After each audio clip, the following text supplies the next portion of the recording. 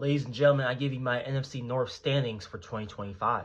Make sure you guys like and follow for more daily NFL content, by the way. Last place, I have the Minnesota Vikings finishing with a 7-10 record for the 2025 season. This Minnesota Vikings team is an interesting ball club. You have Sam Darnold, who was the quarterback there last year. He flourished, obviously, when he's given talent. He's able to do some stuff with that talent.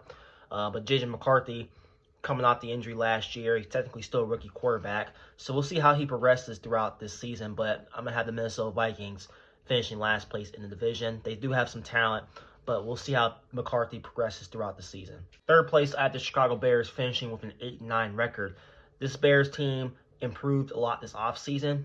I thought they had a good end to last year, but their back end of their schedule is very, very brutal. And that's why I have them missing the playoffs for this year. They do have talent. I do like what they did in the draft. They got Colston Loveland, which I thought was a bit of a reach. I thought they should have went with Tyler Warren, in my opinion. I thought he's the better tight end. But Caleb Williams has no more excuses here. I mean, you have talent. You have the offensive line. You improve the defense.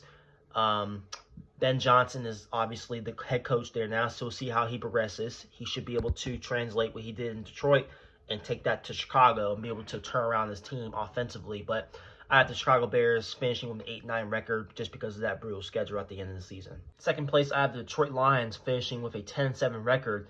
The Detroit Lions lost both their coordinators in Ben Johnson and Aaron Glenn, which are two big losses for that team. But at the end of the day, this Detroit Lions is still talented across the board. Obviously, their defense took a lot of hit with injuries in that playoff matchup against the Commanders last year. If they're healthy, this team could do some stuff. Despite them losing both their coordinators, I still think the Lions have enough to squeak in a wild card spot in 2025. First place, I have the Green Packers finishing with an 11-6 record, winning the NFC North. The Packers, I love what they did in the draft, getting Matthew Golden, who, in my opinion, is the best receiver in this draft, giving his ability to separate with ease and making life easier for that Packers offense, gives Jordan Love another weapon to work with, which they desperately need.